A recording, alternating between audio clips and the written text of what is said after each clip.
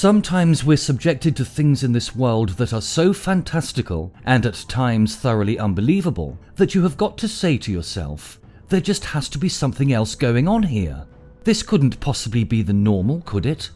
When it comes to the New World Order and its shadow of power, that really depends on who it is you're asking. Is the truth really out there? Let's see if we can shed some light on it.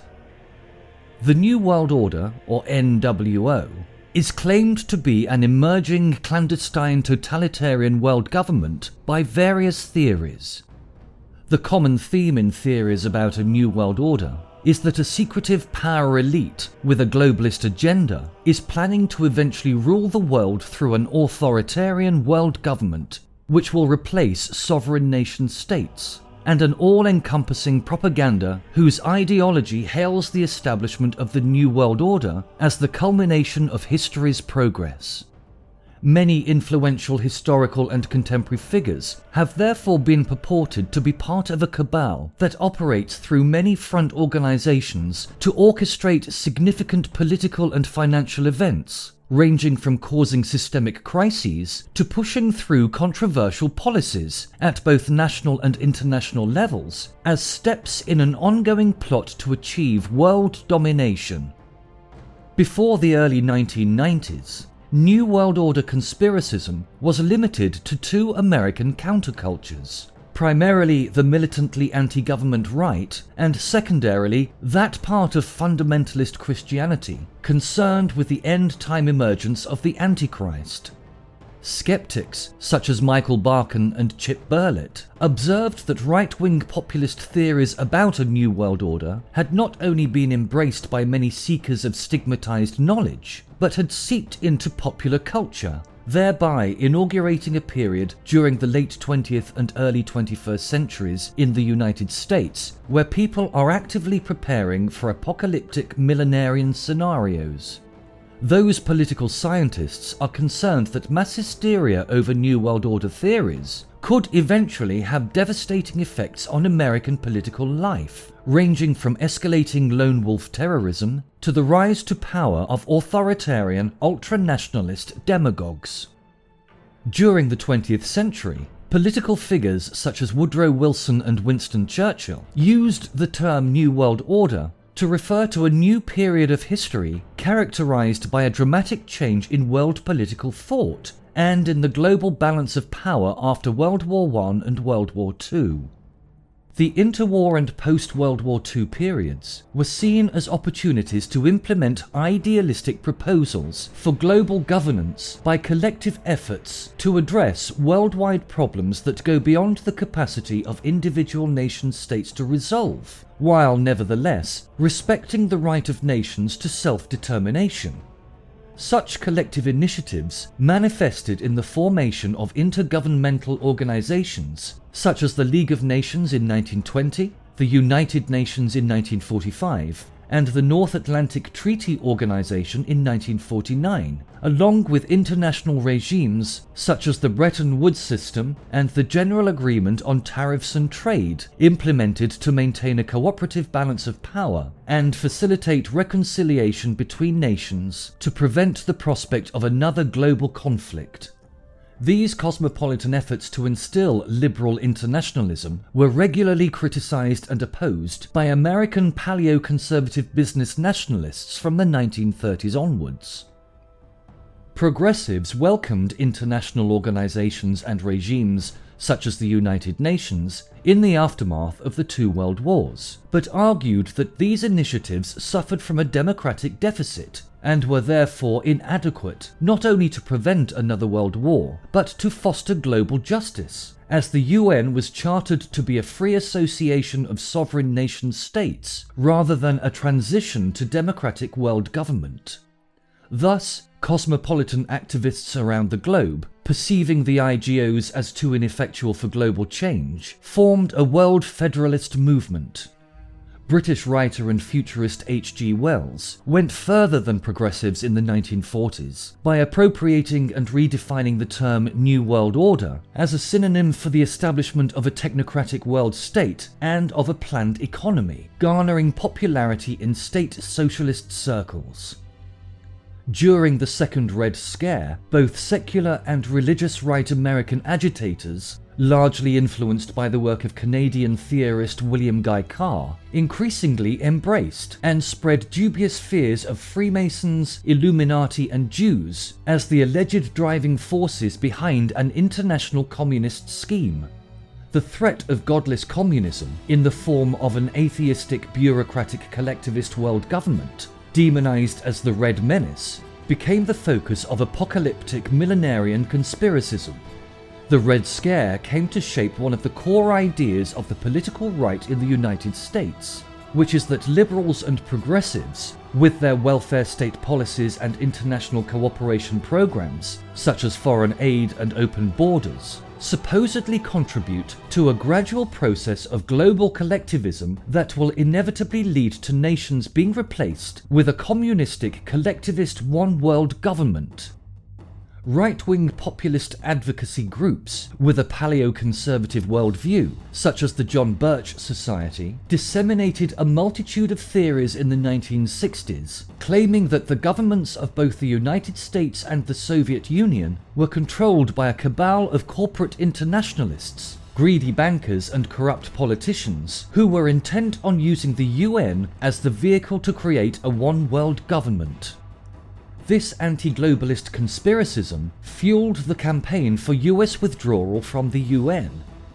American writer Mary M. Davison, in her 1966 booklet The Profound Revolution, traced the alleged New World Order theory to the establishment of the US Federal Reserve in 1913 by international bankers, whom she claimed later formed the Council on Foreign Relations in 1921 as a shadow government. At the time the booklet was published, many readers would have interpreted international bankers as a reference to a postulated international Jewish banking theory masterminded by the Rothschild family. Arguing that the term New World Order is used by a secretive global elite dedicated to the eradication of the sovereignty of the world's nations, American writer Gary Allen, in his books None Dare Call It Conspiracy, Rockefeller Campaigning for the New World Order 1974, and Say No to the New World Order, articulated the anti-globalist theme of contemporary right-wing conspiracism in the US. After the fall of communism in the early 1990s, the de facto subject of New World Order conspiracism shifted from crypto-communists, perceived to be plotting to establish an atheistic world communist government, to globalists, perceived to be plotting to generally implement a collectivist, unified world government, ultimately controlled by an untouchable oligarchy of international bankers, corrupt politicians, and corporatists, or alternatively, the United Nations itself.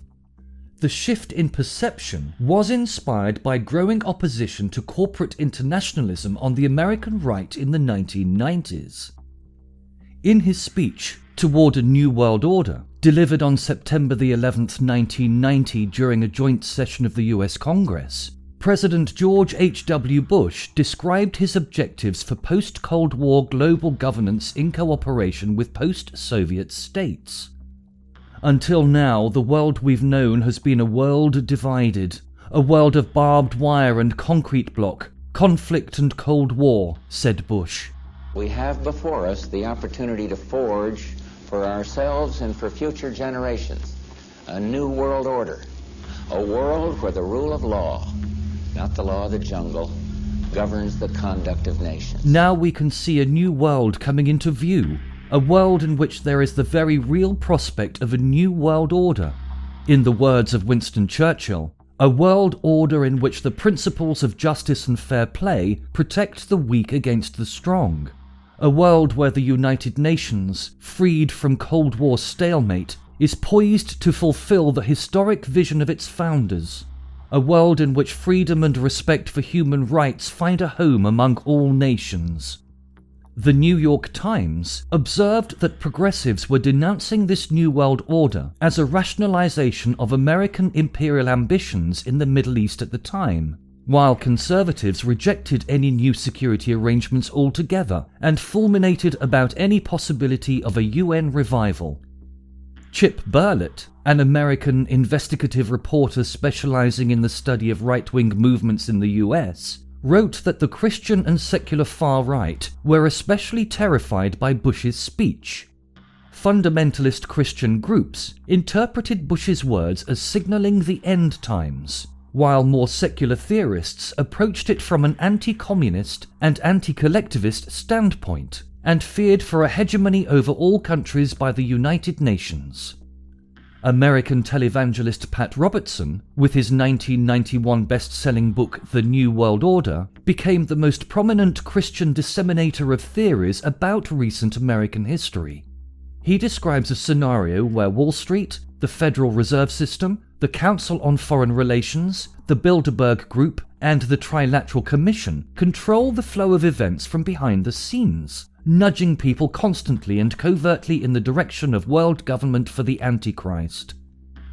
It was observed that, throughout the 1990s, the galvanizing language used by theorists such as Linda Thompson, Mark Kerniker, and Robert K. Speer led to militancy and the rise of the militia movement. The militia movement's anti-government ideology was, and is, spread through speeches at rallies and meetings, books and videotapes sold at gun shows, shortwave and satellite radio, fax networks, and computer bulletin boards. It has been argued that it was overnight AM radio shows and propagandist viral content on the internet that most effectively contributed to more extremist responses to the perceived threat of the New World Order. This led to the substantial growth of New World Order conspiracism, with it retroactively finding its way into the previously apolitical literature of numerous Kennedy assassinologists, ufologists, lost land theorists, and occultists, partially inspired by fears surrounding the Satanic Panic. From the mid-1990s onwards, the amorphous appeal of those subcultures transmitted New World Order conspiracism to a larger audience of seekers of stigmatized knowledge, with the common characteristic of disillusionment of political efficacy. From the mid-1990s to the early 2000s, Hollywood conspiracy thriller television shows and films also played a role in introducing a general audience to various fringe and esoteric theories related to New World Order conspiracism, which by that point had developed to include black helicopters, FEMA concentration camps, and the like, theories which for decades previously were confined to largely right-wing subcultures. The 1993 to 2002 television series The X-Files, the 1997 film Conspiracy Theory, and the 1998 film The X-Files Fight the Future are often cited as notable examples. Following the start of the 21st century, and specifically during the late 2000s financial crisis, many politicians and pundits, such as Gordon Brown and Henry Kissinger, used the term New World Order in their advocacy for a comprehensive reform of the global financial system and their calls for a new Bretton Woods, taking into account emerging markets such as China and India. These public declarations reinvigorated New World Order conspiracism, culminating in talk show host Sean Hannity stating on his Fox News Channel program Hannity that the theorists were right. Progressive media watchdog groups have repeatedly criticized Fox News in general, and its now defunct opinion show Glenn Beck in particular, for not only disseminating New World Order theories to mainstream audiences, but possibly agitating so-called lone wolf extremism, particularly from the radical right. In 2009, American film directors Luke Meyer and Andrew Neil released New World Order, a critically acclaimed documentary film which explores the world of theorists, such as American radio host Alex Jones, who consistently expose and vigorously oppose what they perceive as an emerging New World Order. The growing dissemination and popularity of theories has also created an alliance between right-wing agitators and hip-hop music's left-wing rappers, such as KRS-One, Professor Griff of Public Enemy, and Immortal Technique, illustrating how anti-elitist conspiracism can create unlikely political allies in efforts to oppose a political system. There are numerous systemic theories through which the concept of a New World Order is viewed. Let's deep dive into a few of the major ones. Since the 19th century, many apocalyptic millennial Christian eschatologists, starting with John Nelson Darby, have predicted a globalist theory to impose a tyrannical New World Order governing structure as the fulfillment of prophecies about the end time in the Bible, specifically in the book of Ezekiel, the book of Daniel, the Olivet Discourse found in the Synoptic Gospels and the book of Revelation. They claim that people who have made a deal with the devil to gain wealth and power have become pawns in a supernatural chess game to move humanity into accepting a utopian world government that rests on the spiritual foundations of a syncretic messianic world religion, which will later reveal itself to be a dystopian world empire that imposes the imperial cult of an unholy trinity of Satan, the Antichrist, and the false prophet. In many contemporary Christian theories, the false prophet will be either the last pope of the Catholic Church, groomed and installed by an Alta Vendita or Jesuit plot, a guru from the New Age movement, or even the leader of an elite fundamentalist Christian organization like the Fellowship, while the Antichrist will be either the President of the European Union, the Secretary General of the United Nations, or even the Caliph of a pan-Islamic state. Some of the most vocal critics of end-time theories come from within Christianity. In 1993, historian Bruce Barron wrote a stern rebuke of apocalyptic Christian conspiracism in the Christian Research Journal when reviewing Robertson's 1991 book, The New World Order. Another critique can be found in historian Gregory S. Camp's 1997 book, Selling Fear, Conspiracy Theories and End-Time Paranoia. Religious studies scholar Richard T. Hughes argues that New World Order rhetoric libels the Christian faith, since the New World Order, as defined by Christian theorists, has no basis in the Bible whatsoever. Furthermore, he argues that not only is this idea unbiblical, it is positively anti-biblical and fundamentally anti-Christian, because by misinterpreting key passages in the book of Revelation, it turns a comforting message about the coming kingdom of God into one of fear, panic, and despair in the face of an allegedly approaching one-world government. Progressive Christians, such as preacher-theologian Peter J. Gomez, caution Christian fundamentalists that a spirit of fear can distort scripture and history through dangerously combining biblical literalism, apocalyptic timetables, demonization, and oppressive prejudices, while Camp warns of the very real danger that Christians could pick up some extra spiritual baggage by credulously embracing theories. They therefore call on Christians who indulge in conspiracism to repent.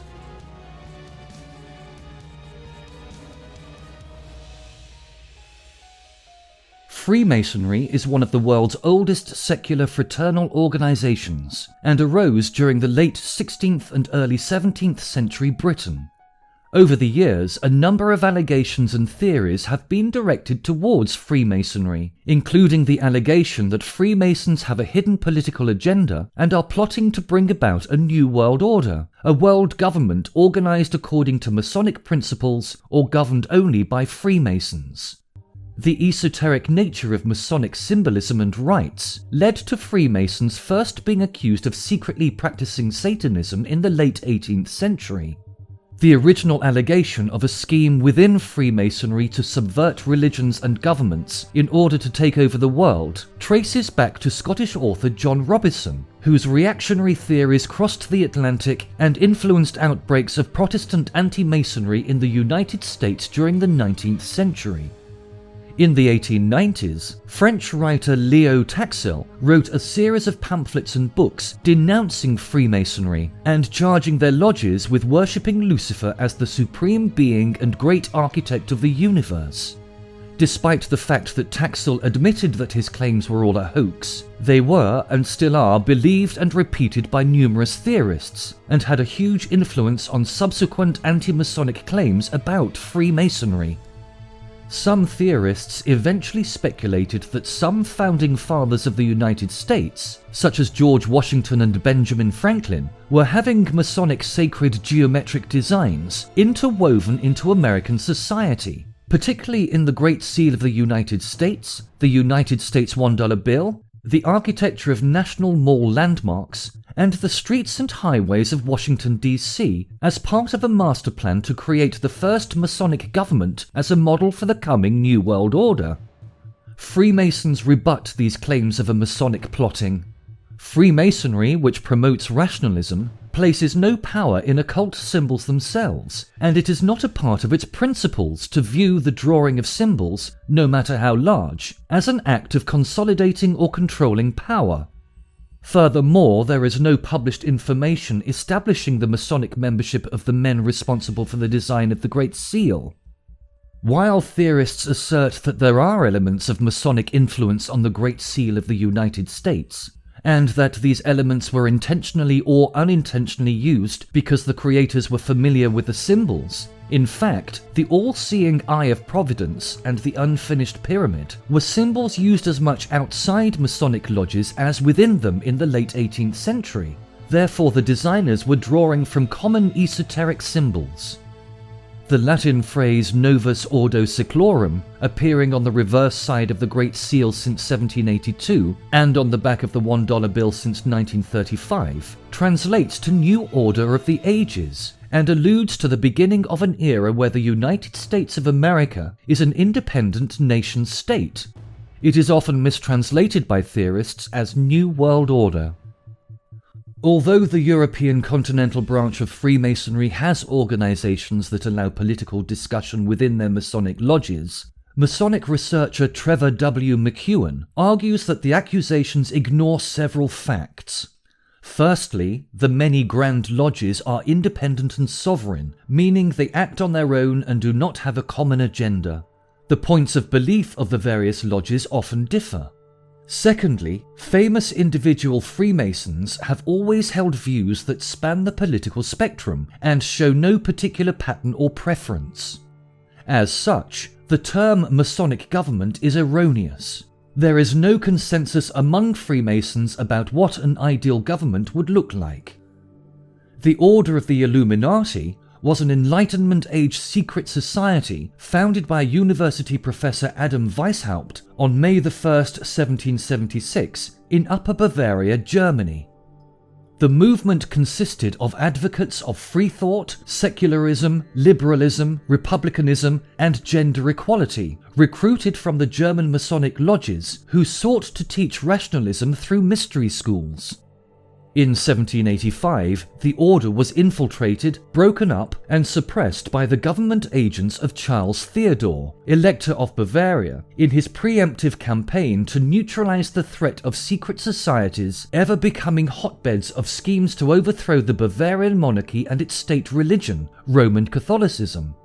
There is no evidence that the Bavarian Illuminati survived its suppression in 1785. In the late 18th century, reactionary theorists, such as Scottish physicist John Robison and French Jesuit priest Augustin Barruel, began speculating that the Illuminati had survived their suppression and become the masterminds behind the French Revolution and the Reign of Terror. The Illuminati were accused of being subversives who were attempting to secretly orchestrate a revolutionary wave in Europe and the rest of the world in order to spread the most radical ideas and movements of the Enlightenment, anti-clericalism, anti-monarchism, and anti-patriarchalism, and to create a world noocracy and cult of reason. During the 19th century, fear of an Illuminati plot was a real concern of the European ruling classes, and the oppressive reactions to this unfounded fear provoked in 1848 the very revolutions they sought to prevent. During the interwar period of the 20th century, fascist propagandists, such as British revisionist historian Nestor Helen Webster and American socialite Edith Starr Miller, not only popularized the myth of an Illuminati plot, but claimed that it was a subversive secret society which served the Jewish elites that supposedly propped up both finance capitalism and Soviet communism in order to divide and rule the world. American evangelist Gerald Burton Winrod and other theorists within the fundamentalist Christian movement in the United States, which emerged in the 1910s as a backlash against the principles of Enlightenment, secular humanism, modernism, and liberalism, became the main channel of dissemination of Illuminati theories in the US. Right-wing populists, such as members of the John Birch Society, frequently began speculating that some collegiate fraternities, gentlemen's clubs, and think tanks of the American upper class are front organizations of the Illuminati, which they accuse of plotting to create a new world order through a one-world government. The Protocols of the Elders of Zion is an anti-Semitic canard, originally published in Russian in 1903, alleging a Judeo-Masonic scheme to achieve world domination. The text purports to be the minutes of the secret meetings of a cabal of Jewish masterminds, which has co-opted Freemasonry and is plotting to rule the world on behalf of all Jews, because they believe themselves to be the chosen people of God. The protocols incorporate many of the core themes outlined in the Robison and Barruel attacks on the Freemasons, and overlay them with anti-Semitic allegations about anti-Tsarist movements in Russia. The protocols reflect themes similar to more general critiques of Enlightenment liberalism by conservative aristocrats who support monarchies and state religions. The interpretation intended by the publication of the protocols is that if one peels away the layers of the Masonic plotting past the Illuminati, one finds the rotten Jewish core. Numerous polemicists, such as Irish journalist Philip Graves in a 1921 article in The Times, and British academic Norman Cohn in his 1967 book Warrant for Genocide, have proven the protocols to be both a hoax and a clear case of plagiarism. There is general agreement that Russian-French writer and political activist Matvey Golovinsky fabricated the text for Okhrana, the secret police of the Russian Empire, as a work of counter-revolutionary propaganda prior to the 1905 Russian Revolution by plagiarizing, almost word for word in some passages, from the dialogue in Hell between Machiavelli and Montesquieu, a 19th century satire against Napoleon III of France, written by French political satirist and legitimist militant Maurice Joly. Responsible for feeding many anti-Semitic and anti-Masonic mass hysterias of the 20th century, the protocols have been influential in the development of some theories, including some New World Order theories, and appears repeatedly in certain contemporary literature. For example, the authors of the 1982 controversial book The Holy Blood and the Holy Grail concluded that the Protocols was the most persuasive piece of evidence for the existence and activities of the Priory of Sion. They speculated that this secret society was working behind the scenes to establish a theocratic United States of Europe. Politically and religiously unified through the imperial cult of a Merovingian great monarch, supposedly descended from a Jesus bloodline, who occupies both the throne of Europe and the Holy See, this Holy European Empire would become the hyperpower of the 21st century.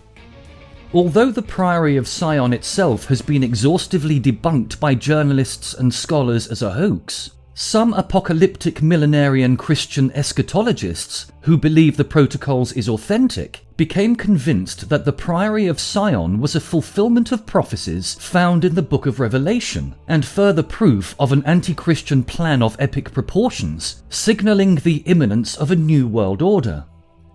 Skeptics argue that the current gambit of contemporary theorists who use the Protocols is to claim that they really come from some group other than the Jews, such as fallen angels or alien invaders.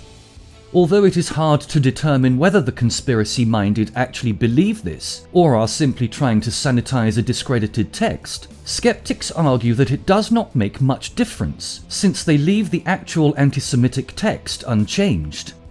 The result is to give the Protocols credibility and circulation.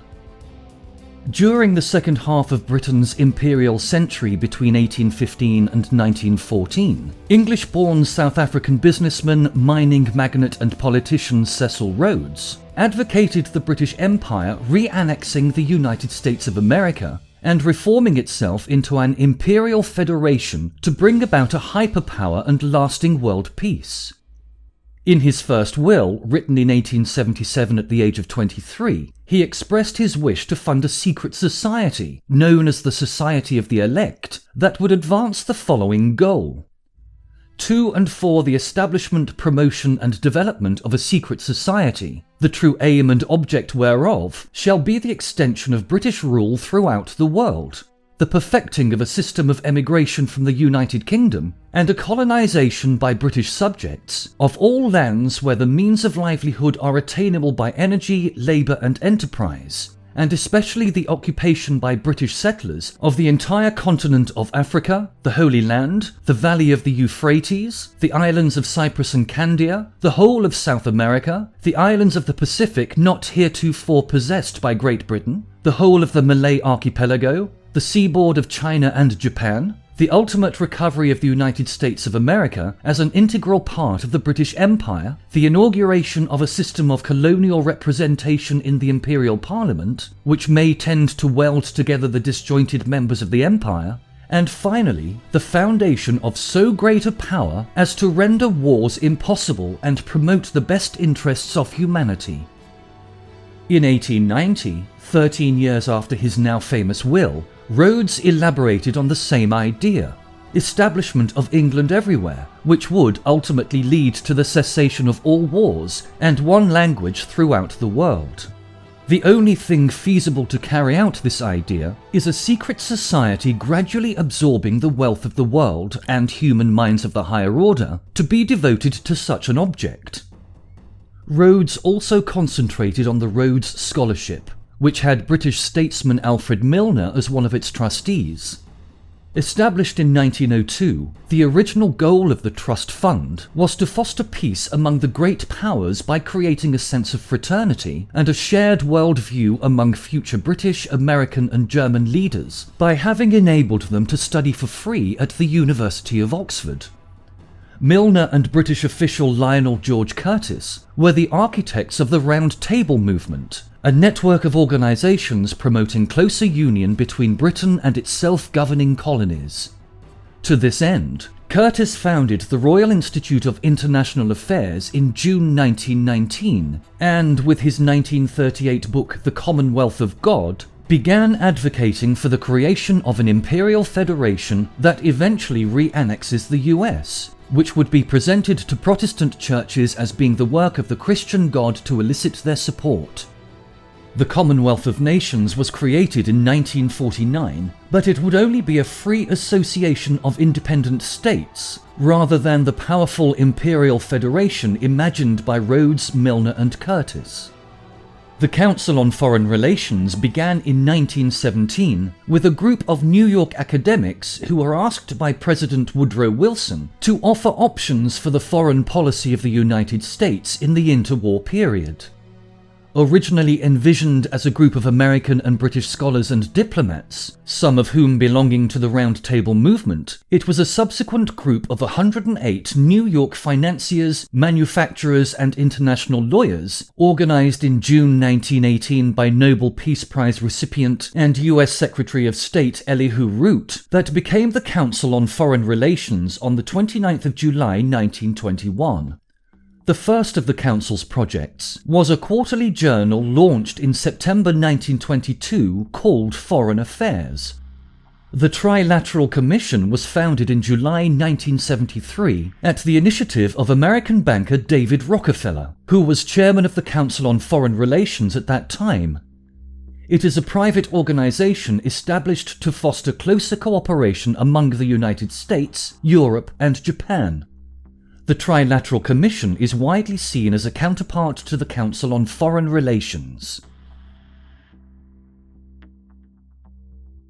In the 1960s, right-wing populist individuals and groups with a paleo-conservative worldview, such as members of the John Birch Society, were the first to combine and spread a business nationalist critique of corporate internationalists, networked through think tanks such as the Council on Foreign Relations, with a grand theory casting them as front organizations for the Round Table of the Anglo-American establishment, which are financed by an international banking cabal that has supposedly been plotting from the late 19th century onwards to impose an oligarchic New World Order through a global financial system. Anti-globalist theorists, therefore, fear that the international bankers are planning to eventually subvert the independence of the US by subordinating national sovereignty to a strengthened bank for international settlements. The research findings of historian Carroll Quigley, author of the 1966 book Tragedy and Hope, are taken by both theorists of the American Old Right and New Left to substantiate this view, even though Quigley argued that the establishment is not involved in a plot to implement a one-world government, but rather British and American benevolent imperialism driven by the mutual interests of economic elites in the United Kingdom and the United States. Quigley also argued that, although the Round Table still exists today, its position in influencing the policies of world leaders has been much reduced from its heyday during World War I and slowly waned after the end of World War II and the Suez Crisis. Today, the Round Table is largely a ginger group, designed to consider and gradually influence the policies of the Commonwealth of Nations, but faces strong opposition. Furthermore, in American society in 1965, the problem, according to Quigley, was that no elite was in charge and acting responsibly. Larry MacDonald, the second president of the John Birch Society and a conservative Democratic member of the United States House of Representatives, who represented the 7th Congressional District of Georgia, wrote a foreword for Allen's 1976 book The Rockefeller File, wherein he claimed that the Rockefellers and their allies were driven by a desire to create a one-world government that combined supercapitalism with communism and would be fully under their control. He saw a plot that was international in scope, generations old in planning, and incredibly evil in intent. In his 2002 autobiography memoirs, David Rockefeller wrote, "For more than a century, ideological extremists at either end of the political spectrum have seized upon well-publicized incidents to attack the Rockefeller family for the inordinate influence they claim we wield over American political and economic institutions. Some even believe we are part of a secret cabal working against the best interests of the United States, characterizing my family and me as internationalists, and of planning with others around the world to build a more integrated global political and economic structure. One world, if you will. If that's the charge, I stand guilty, and I am proud of it." Barkan argues that this statement is partly facetious. The statement, however, is taken at face value and widely cited by theorists as proof that the Council on Foreign Relations uses its role as the brain trust of American presidents, senators, and representatives to manipulate them into supporting a new world order in the form of a one-world government. In a November 13, 2007 interview with Canadian journalist Benjamin Fulford, Rockefeller countered that he felt no need for a world government and wished for the governments of the world to work together and collaborate. He also stated that it seemed neither likely nor desirable to have only one elected government rule the world. He criticized accusations of him being ruler of the world as nonsensical. Some American social critics, such as Lawrence H. Shoup, argue that the Council on Foreign Relations is an imperial brain trust, which has, for decades, played a central behind-the-scenes role in shaping US foreign policy choices for the post-World War II international order and the Cold War by determining what options show up on the agenda and what options do not even make it to the table. Others, such as G. William Domhoff, argue that it is in fact a mere policy discussion forum, which provides the business input to US foreign policy planning. Domhoff argues that it has nearly 3,000 members, far too many for secret plans to be kept within the group. All the council does is sponsor discussion groups, debates, and speakers. As far as being secretive, it issues annual reports and allows access to its historical archives.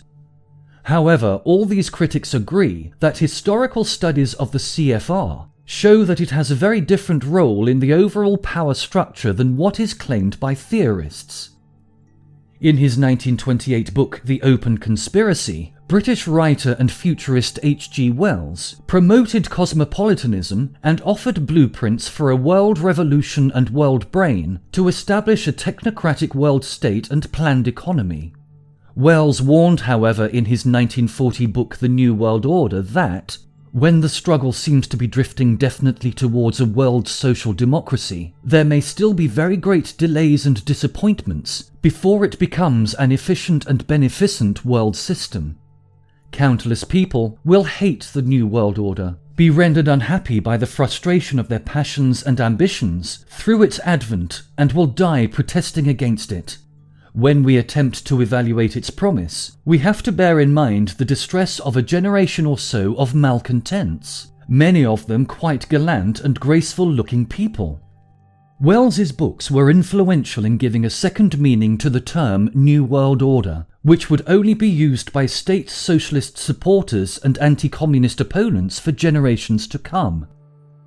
However, despite the popularity and notoriety of his ideas, Wells failed to exert a deeper and more lasting influence because he was unable to concentrate his energies on a direct appeal to intelligentsias who would ultimately have to coordinate the Wellsian New World Order.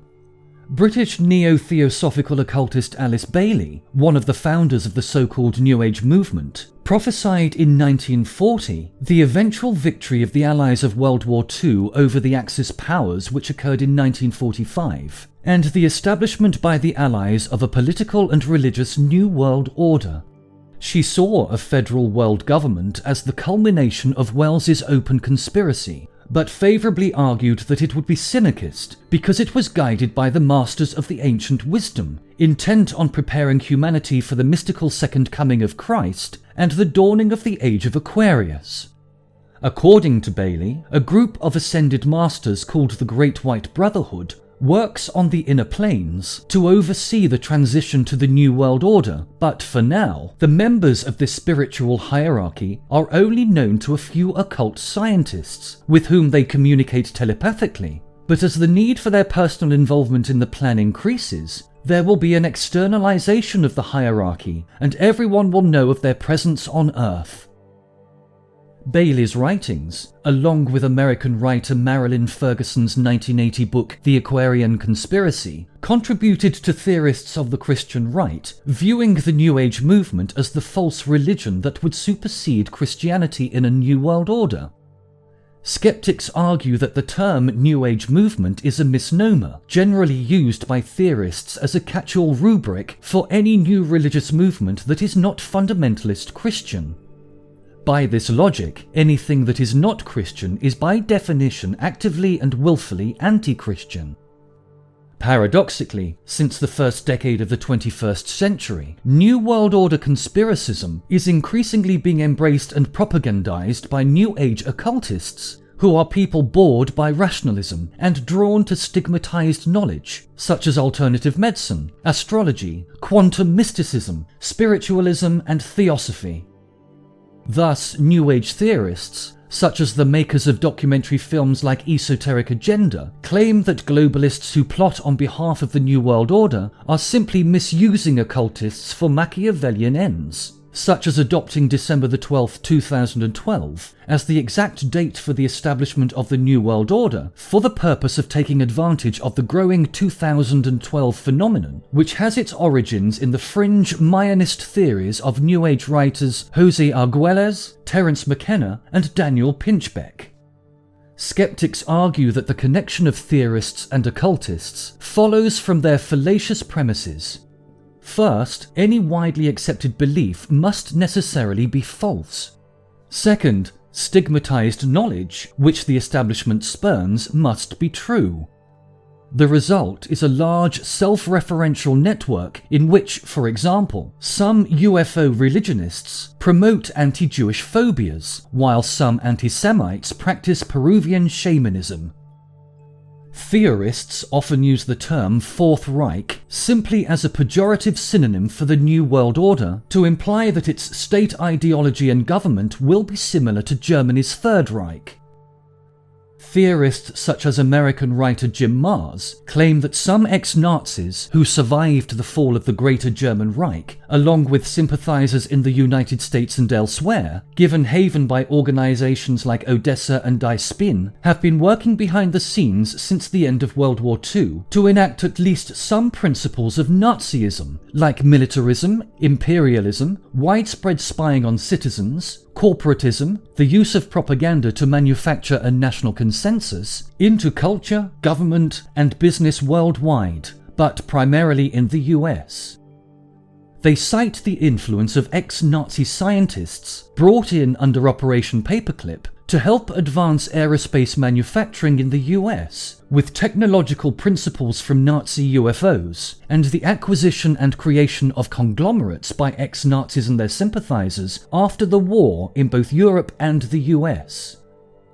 This neo-Nazi plan is said to be animated by an iron dream in which the American Empire, having thwarted the Judeo-Masonic plot and overthrown its Zionist occupation government, gradually establishes a Fourth Reich formerly known as the Western Imperium, a pan-Aryan world empire modelled after Adolf Hitler's New Order, which reverses the decline of the West and ushers a golden age of white supremacy. Skeptics argue that theorists grossly overestimate the influence of ex-Nazis and neo-Nazis on American society, and point out that political repression at home and imperialism abroad have a long history in the United States that predates the 20th century.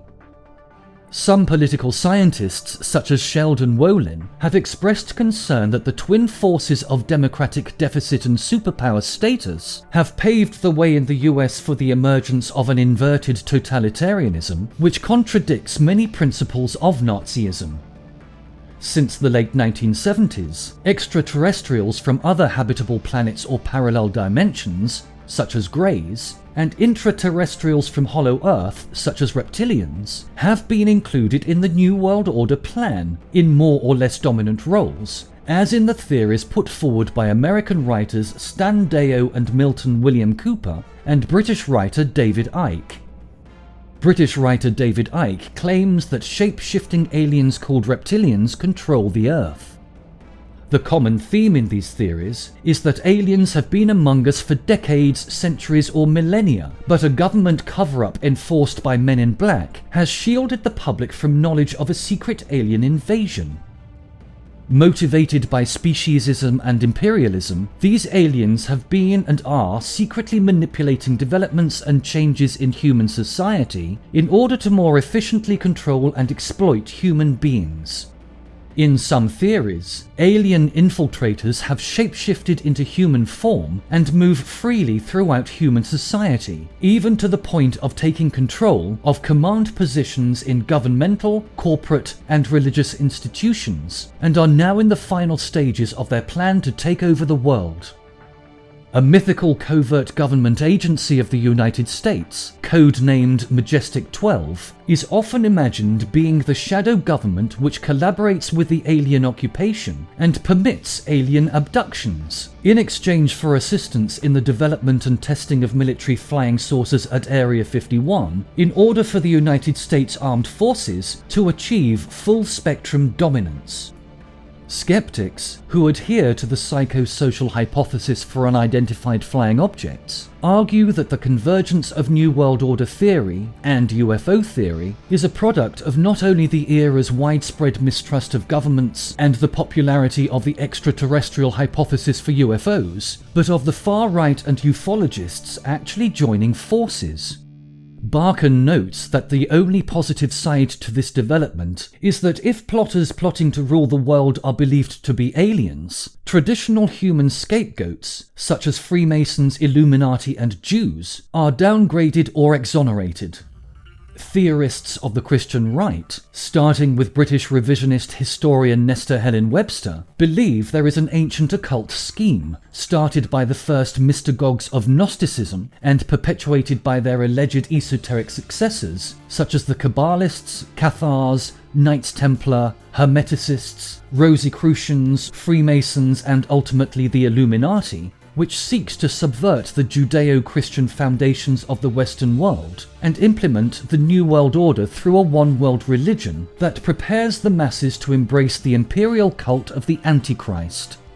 More broadly, they speculate that globalists who plot on behalf of a New World Order are directed by occult agencies of some sort, unknown superiors, spiritual hierarchies, demons, fallen angels, or Lucifer. They believe that these plotters use the power of occult sciences, symbols, rituals, monuments, buildings, and facilities to advance their plot to rule the world. So who rules the world? Who is pulling the strings? Are there even strings to pull? The truth is, we will probably never know. Idealistically, things should work as they are meant to, out in the open without any need for shadows. However, even the brightest of lights cannot help to cast a shadow somewhere, and who knows what could be living in that little sliver of the unknown.